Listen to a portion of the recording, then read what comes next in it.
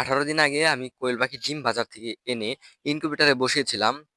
আমি প্রায় 18টার মতো বাচ্চা পেয়েছি। তবে একটা প্যারালাইজড হওয়ার কারণে মারা গেছে গতকালকে। তবে এখন আমার কোয়েল পাখির বয়স ৩ দিন। সেগুলো আজকে আপনাদের সঙ্গে শেয়ার করব। কিভাবে কি করতেছি। আপনাদেরকে বিস্তারিত একটা ভিডিও দেওয়ার চেষ্টা করব ইনশাআল্লাহ। চলুন বেশি কথা না বলে আমরা এখানেই বাচ্চা ব্রিডিং করতেছি। তবে কারেন্ট চলে গিয়েছে। আমাদের এখানে এই সমস্যা বেশি ঘন, ঘন কারেন্ট চলে যায়। এই জায়গায় এখন ১৭টা বাচ্চা আছে মোটমাট।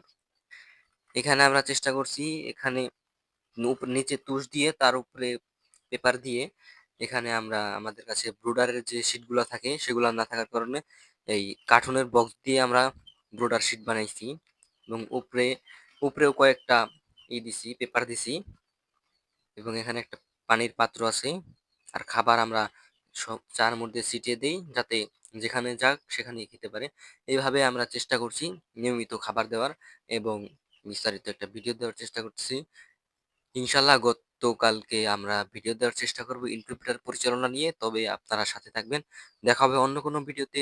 আজকে এ পর্যন্তই। আল্লাহ হাফেজ।